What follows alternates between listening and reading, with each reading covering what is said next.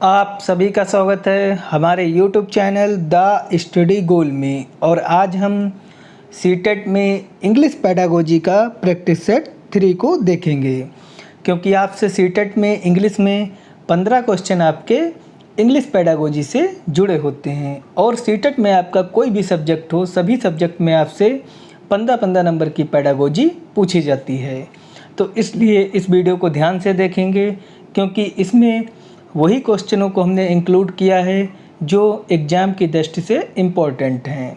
तो आप जानेंगे कि आपको कैसे क्वेश्चनों को सॉल्व करना है, किस प्रकार से विकल्प को निगलेक्ट करेंगे यानी कि कैंसिल करेंगे। तो वीडियो को ध्यान से देखें। वीडियो आपको अच्छा लगे लाइक करें, सब्सक्राइब करें और हमसे जुड़ें। पहला क्वेश्चन है, any of a wide variety of exercises, activities और devices used in the language classroom for realizing lesson objective is known as. तो इसमें पूछा गया है कि पाठ्य उद्देश्यों को साकार यानी कि रियलाइज करने के लिए भाषा की कक्षा में, लैंग्वेज क्लासरूम यानी कि भाषा की कक्षा में किए जाने वाले विभिन्न प्रकार के अभ्यास और गतिविधियां या उपकरणों के रूप में जाना जाता है। नोन एज यानी कि जाना जाता है। तो आप किसको भाषा की कक्षा में जो पाठ्य उद्देश्यों को रियलाइज करने के लिए प्रयोग किया जाता है, पाठ्य उद्देश्य को साकार करने के लिए जो गतिविधि प्रयोग की जाती है, उस गतिविधि या उपकरण को क्या कहेंगे? पहला ऑप्शन है आपका अप्रोच। तो अप्रोच का तात्पर्य होता है तरीका या दृष्टिकोण। तो इसको हम रोक के रखेंगे कि अभी आंसर देख लेंगे कौन होगा। अगला आपका विकल्प है मेथड। मेथड का भी मतलब होता है तरीका या विधि। अगला ऑप्शन है आपका सिलेबस। सिलेबस का मतलब होता है पाठ्यक्रम। और लास्ट ऑप्शन है आपका टेक्निक। और टेक्निक का भी अर्थ होता है तकनीक। तो इसमें आप देख रहे होंगे जो सबसे ज़्यादा अप्रोप्रिएट आंसर है आपका, जो सबसे सुटेबल आंसर है, वो आपको टेक्निक मिल रहा होगा। क्योंकि भाषा की कक्षा में जो हम रियलाइज कराने के लिए या साकार कराने के लिए गतिविधि या उपकरण प्रयोग करते हैं, उसको हम टेक्निक कहते हैं। आप आम तौर पर देखते भी होंगे कि लोग कहते भी हैं कि इस टेक्निक का उपयोग करो तो आपको रिजल्ट अच्छा मिलेगा। तो इसलिए यहाँ पे जो सबसे ज़्यादा सुटेबल वर्ड मिल रहा है या जो सबसे ज़्यादा अप्रोप्रिएट वर्ड मिल रहा है, वो आपको टेक्निक वर्ड ही मिल रहा है। और ये क्वेश्चन 2018 सीटेट में आया भी था और आयोग ने टेक्निक को ही सही माना था। अगला क्वेश्चन देखेंगे, the study of meaning in a language is known as. भाषा में अर्थ के अध्ययन को क्या कहा जाता है? तो आपको बताना है कि भाषा की कक्षा में अर्थ के अध्ययन को, meaning in a language known as, अर्थ के अध्ययन को क्या कहा जाता है? पहला ऑप्शन है आपका लिंग्विस्टिक। लिंग्विस्टिक का मतलब होता है भाषा विज्ञान से।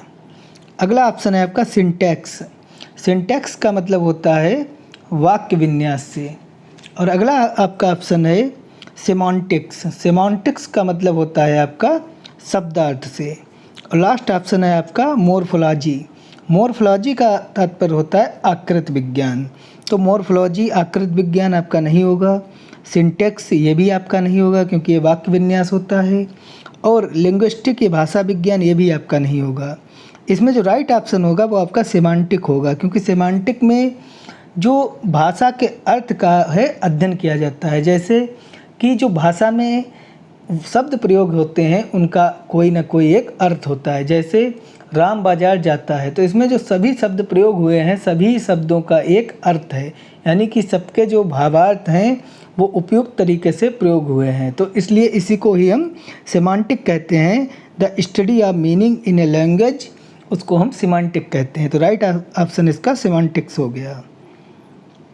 अगला क्वेश्चन देखेंगे, the teacher tales a story about animals. Children make animals noises every time they hear the name of animals it is. तो इसमें कहा गया है कि शिक्षक जानवरों के बारे में एक कहानी सुनाता है और बच्चे जानवरों का नाम सुनते ही शोर मचाने लगते हैं, यानी कि नॉइजेज एवरी टाइम, जैसे ही वो किसी जानवर का नाम सुनते हैं और शोर मचाने लगते हैं। तो इसको आप क्या कहेंगे? पहला है ऑप्शन आपका रीडिंग अप्रोच। रीडिंग अप्रोच का मतलब होता है पढ़ने का तरीका या पढ़ने की विधि। अगला ऑप्शन है आपका ग्रामर ट्रांसलेशन। ग्रामर ट्रांसलेशन का मतलब होगा व्याकरण अनुवाद। अगला ऑप्शन है आपका कम्युनिकेटिव लैंग्वेज टीचिंग, यानी कि अभिव्यक्ति भाषा शिक्षण। अगला ऑप्शन है आपका टोटल फिजिकल रिस्पॉन्स, यानी कि कुल शारीरिक प्रतिक्रिया। तो इसमें आप देख रहे होंगे कि आपको ये चीज़ नोटिस भी की गई है कि children make animals noise every time they hear the name of animals. जैसे ही वो किसी जानवर का नाम सुनते हैं तो वे शोर मचाने लगते हैं। तो यानी कि जब वो शोर मचाएंगे तो वो फिजिकली तौर पर भी उनकी एक्टिविटीज़ होगी। तो इसको हम टोटल फिजिकल रिस्पॉन्स कहेंगे, क्योंकि इसमें उनका कुल शारीरिक प्रतिक्रिया भी भाग ले रही है। यानी कि वो सुन ही नहीं रहे हैं सिर्फ, इसके साथ साथ वो शारीरिक प्रतिक्रिया भी कर रहे हैं, शोर मचा रहे हैं। और जब शोर मचाएंगे तो हाथों से प्रतिक्रिया करेंगे, चेहरे से भाव से प्रतिक्रिया करेंगे। तो इसको ही हम टोटल फिजिकल रिस्पॉन्स कहेंगे। अगला क्वेश्चन है a test which is administered at the end of a language course for remedial teaching is, यानी कि एक परीक्षण जिसे उपचारात्मक शिक्षण, रेमेडियल टीचिंग का मतलब होता है उपचारात्मक शिक्षण के लिए एक भाषा पाठ्यक्रम के अंत में प्रशासित किया जाता है। एडमिनिस्ट्रेटेड माने होता है प्रशासित। तो एक परीक्षण जिसे उपचारात्मक शिक्षण के लिए एक भाषा की किताब में पाठ्यक्रम में जो अंत में प्रशासित किया जाता है, उसका तात्पर्य क्या होता है। पहला आपका ऑप्शन है मेमोरी टेस्ट, मानसिक परीक्षण के लिए या दिमागी परीक्षण के लिए। तो ये आपका ऑप्शन नहीं होगा, क्योंकि रेमेडियल टीचिंग का इससे कोई तात्पर्य नहीं है। अगला ऑप्शन है आपका डायग्नोस्टिक टेस्ट, इसका तात्पर्य होता है नैदानिक परीक्षण, ये भी आपका ऑप्शन नहीं होगा। अगला ऑप्शन है आपका प्लेसमेंट टेस्ट। प्लेसमेंट टेस्ट का मतलब होता है नौकरी दिलाने की परीक्षा या नौकरी दिलाने के लिए वो होता है अंत में प्रशासित, तो ये भी नहीं आपका ऑप्शन होगा। अगला ऑप्शन है आपका अचीवमेंट टेस्ट, यानी कि उपलब्धि परीक्षण। और आप देखते भी होंगे कि आपका उपचारात्मक शिक्षण इसीलिए किया जाता है या आपका उपचार इसलिए किया जाता है कि आपने कितनी उपलब्धि प्राप्त की। आपकी उपलब्धि को जानने के लिए आपका उपचारात्मक शिक्षण किया जाता है या उपचारात्मक विधि आप पे प्रयोग की जाती है। तो इसका जो राइट ऑप्शन होगा वो आपका अचीवमेंट टेस्ट होगा, यानी कि आपका उपलब्धि परीक्षण जानने के लिए वो अंत में रेमेडियल टीचिंग का प्रयोग होता है। अगला क्वेश्चन देखेंगे। In the back yard the dog barked and howled at the cat is an example of, यानी कि यहाँ पे एक आपको सेंटेंस दिया गया है कि in the back yard the dog barked and howled at the cat. ये उदाहरण किसका है आपको बताना है। पहला ऑप्शन है आपका कॉम्प्लेक्स कंपाउंड सेंटेंस, यानी कि मिश्रित संयुक्त वाक्य। दूसरा ऑप्शन है आपका सिंपल सेंटेंस, साधारण वाक्य। तीसरा आपका ऑप्शन है सेंटेंस फ्रेजमेंट, जिसका मतलब होता है वाक्य का भाग। और अगला ऑप्शन है आपका कॉम्प्लेक्स सेंटेंस, यानी कि मिश्रित वाक्य। तो आपको बताना है कि जो ये सेंटेंस है ये मिश्रित है कि साधारण है कि सिर्फ एक वाक्य का भाग है या कॉम्प्लेक्स कंपाउंड, यानी कि मिश्रित संयुक्त है। तो सबसे पहले आप जानेंगे कि साधारण वाक्य की पहचान क्या होती है। तो साधारण वाक्य में सिर्फ आपको एक ही क्रियापद मिलेगी, यानी कि साधारण वाक्य में केवल एक क्रियापद होगी।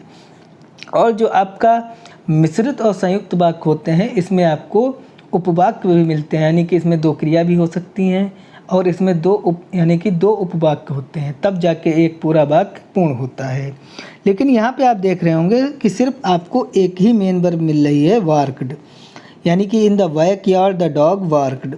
तो जब आपको एक वर्ब मिल रही है तो आपका यहाँ पे सिंपल सेंटेंस हो गया, क्योंकि सिंपल सेंटेंस में ये पहचान है कि उसमें सिर्फ एक मेन वर्ब यानी कि एक क्रियापद होगा। तो इसमें राइट ऑप्शन आपका सिंपल सेंटेंस हो गया। अगला क्वेश्चन देखेंगे, हेड हो गया। अगला क्वेश्चन देखेंगे, mother tongue influence can be effective minimised in the classroom by. आपको बताना है कि कक्षा में मातृभाषा के प्रभाव को न्यूनतम रूप से कम किया जा सकता है, यानी कि मातृभाषा का सबसे कम प्रभाव निम्न में से किस विकल्प के द्वारा होगा, आपको बताना है। क्योंकि मदर टंग का मतलब होता है मातृभाषा और मिनिमाइज्ड माने कम। पहला ऑप्शन है आपका giving inputs from the target language in a simple graded manner, यानी कि एक सरल श्रेणी वद्य तरीके से लक्ष्य भाषा से इनपुट देते हैं। यानी कि मातृभाषा केवल एक सरल श्रेणीबद्ध तरीके से लक्ष्य भाषा को इनपुट देते हैं। तो इसको हम रोक के रखेंगे कि शायद ये हमारा ऑप्शन हो जाए। अगला ऑप्शन है आपका using the mother tongue more often, यानी कि मातृभाषा का अधिक बार उपयोग करना। जब हम मातृभाषा का अधिक बार उपयोग करेंगे तो मातृभाषा का प्रभाव न्यूनतम नहीं होगा, तब अधिक होगा, इसलिए ये आपका ऑप्शन नहीं है, क्योंकि आपको मिनिमाइज्ड न्यूनतम वाला चुनना है। अगला ऑप्शन है आपका giving examples from the mother tongue, यानी कि मातृभाषा में उदाहरण देना या अनावरण करना। तो ये भी आपका ऑप्शन नहीं होगा, क्योंकि जब हम मातृभाषा के द्वारा उदाहरण देंगे तो मातृभाषा का प्रभाव ज़्यादा होगा, लेकिन यहाँ पे मिनिमाइज्ड कम वाला बताना है। अगला ऑप्शन है आपका giving a lot of exposure in the target language, यानी कि लक्ष्य भाषा में बहुत अधिक एक्सपोजर देना, यानी एक्सपोजर का मतलब होता है अनावरण देना। तो ये भी आपका आंसर नहीं होगा, क्योंकि जब हम एक्सपोजर देंगे तो मातृभाषा का प्रभाव अधिक होगा, लेकिन आपको सबसे कम यानी कि मिनिमाइज्ड वाला बताना है। तो इसमें जो राइट ऑप्शन होगा वो पहला ऑप्शन होगा कि giving inputs from the target language in a simple graded manner, यानी कि एक सरल श्रेणीबद्ध तरीके से लक्ष्य भाषा से इनपुट देना। यानी कि जब एक सरल तरीके से हम इनपुट देंगे या एक श्रेणीबद्ध तरीके से सिर्फ वही जो लय चल रही है, जो एक वही मार्ग पथ चल रहा है, उसी पथ पर हम चलते रहेंगे, तो वहाँ पर मातृभाषा का सबसे कम प्रयोग होगा और इन तीनों के द्वारा मातृभाषा का प्रभाव अधिक होगा। तो इसलिए राइट ऑप्शन इसका पहला हो गया, क्योंकि यहाँ पे मिनिमाइज्ड कम प्रभाव पूछा गया था। अगला क्वेश्चन देखेंगे, reading skill can be developed best by, यानी कि रीडिंग स्किल को सबसे अच्छे ढंग से विकसित किया जा सकता है। आपको बताना है कि रीडिंग स्किल को सबसे अच्छे तरीके से किस ऑप्शन के द्वारा विकसित किया जा सकता है। पहला ऑप्शन है doing quizzes and playing word games, यानी कि क्विज और शब्द का खेल खेलना। अगला ऑप्शन है आपका writing answers to question on text, पाठ पर प्रश्न के उत्तर लिखना है, तो बिल्कुल भी नहीं होगा, इसको हम रोक के रखेंगे। Focusing on the use of word from context in the text, पाठ में संदर्भ यानी कि कंटेंट के शब्द के उपयोग पर ध्यान केंद्रित करना, इसको रोके रखेंगे। डूइंग वोकेबलरी एक्सरसाइजेस, शब्दावली अभ्यास करना, ये भी आपका ऑप्शन नहीं होगा, क्योंकि सीटेट में आपको पढ़ने लिखने वाले ऑप्शन नहीं चुनना है। तो इसमें अब आप देख रहे होंगे आपके पास दो विकल्प मिल रहे हैं, पहला और तीसरा, लेकिन इसमें जो सबसे बेस्ट विकल्प है या सबसे सुटेबल विकल्प है वो आपका तीसरा विकल्प है कि रीडिंग स्किल को सबसे अच्छे तरीके से विकसित करने के लिए focusing on the use of the word from context in the text, यानी कि जो पाठ में संदर्भ में यानी कि जो आप कंटेंट पढ़ रहे हैं और उस कंटेंट में जो शब्द उपयोग में आ रहे हैं, जब उन पर ध्यान केंद्रित करेंगे, उनको ध्यान से पढ़ेंगे, तो हमारी रीडिंग स्किल ज़्यादा डेवलपमेंट होगी, और यही आपका राइट आंसर हो गया। अगला क्वेश्चन है who would be the implementer of education, आपको बताना है कि शिक्षा का कार्यान्वयन करने वाला कौन होगा, यानी कि शिक्षा को कार्यान्वित करने वाला कौन होगा। पहला ऑप्शन है आपका टीचर, शिक्षक, बिल्कुल भी नहीं होगा। एजुकेशन डिपार्टमेंट यानी कि शिक्षा विभाग, यही आपका राइट आंसर है, क्योंकि स्टूडेंट और करिकुलम ये भी नहीं होगा, क्योंकि ना ही छात्र होगा, ना ही पाठ्यक्रम होगा, ना ही शिक्षक होगा। तो राइट ऑप्शन है आपका एजुकेशन डिपार्टमेंट, यानी कि जो शिक्षा का कार्यान्वयन करने वाला होगा वो एजुकेशन डिपार्टमेंट यानी कि शिक्षा विभाग होगा। अगला क्वेश्चन देखेंगे, ए लिसनिंग स्टिमुलस, आपको बताना है कि सुनने की उत्तेजना प्रभावी होगी, यानी कि सुनने की उत्तेजना को किस प्रकार से प्रभावी किया जा सकता है। पहला ऑप्शन है आपका present an information gap activity such as giving directions, यानी कि वर्तमान सूचना अंतराल गतिविधि जैसे निर्देश देना, क्या इसके द्वारा आपके सुनने की उत्तेजना प्रभावी होगी, तो इसको हम रोके रखेंगे।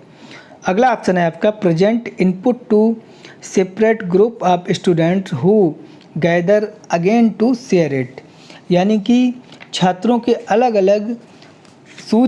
अलग सूक्ष्म होके इनपुट प्रस्तुत करता है जो इसे साझा करता है, यानी कि छात्रों के अलग अलग आप ग्रुप बना देंगे और उन समूहों में जो इनपुट प्रस्तुत होंगे उनको एक दूसरे से साझा करेंगे और फिर जो आपको गतिविधि मिलेगी उसको आप कलेक्ट करेंगे, यानी कि गैदर का मतलब होता है कलेक्ट करना, इकट्ठा करेंगे।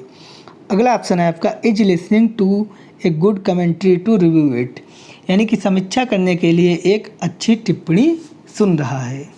तो इसको अभी हम रोक के रखेंगे। अगला ऑप्शन है आपका नन ऑफ द अबव, तो बिल्कुल भी नहीं होगा। तो इसमें जो राइट ऑप्शन है वो आपका सी हो जाएगा कि is listening to a good commentary to review it, यानी कि समीक्षा करने के लिए एक अच्छी टिप्पणी सुनना है, यानी कि सुनने के लिए जो उत्तेजना, यानी कि जो आपको स्टिमुलस अगर सुनने के लिए प्रभावी तरीके से प्रस्तुत करना है तो जो सबसे राइट विकल्प होगा तो is listening to a good commentary to review it, यानी कि समीक्षा करने के लिए एक अच्छी टिप्पणी सुन रहा है। क्योंकि जब आप अच्छी तरीके से कोई बात सुनेंगे तभी तो उस पर समीक्षा कर पाएंगे, अगर अच्छी तरीके से नहीं सुनेंगे तो आप समीक्षा नहीं कर पाएंगे। तो इसलिए राइट ऑप्शन आपका सी हो गया। अगला क्वेश्चन देखेंगे, the founder of structural grammar was, आपको बताना है कि संरचनात्मक व्याकरण के संस्थापक कौन थे। तो इसका राइट ऑप्शन चॉम्स्की हो गया, नाम चॉम्स्की, जो कि संरचनात्मक व्याकरण के फाउंडर थे। तो आपने देखा ये इंग्लिश का प्रैक्टिस सेट 3 सॉल्व किया और सीटेट का एग्ज़ाम अब आपका पोस्टपोन हो गया है, लेकिन 1-2 मंथ में हो जाएगा, तो इसलिए अपनी तैयारी करते रहें। अगर आपको वीडियो अच्छा लगा सब्सक्राइब करें, लाइक करें, शेयर करें और हमसे जुड़ें। धन्यवाद।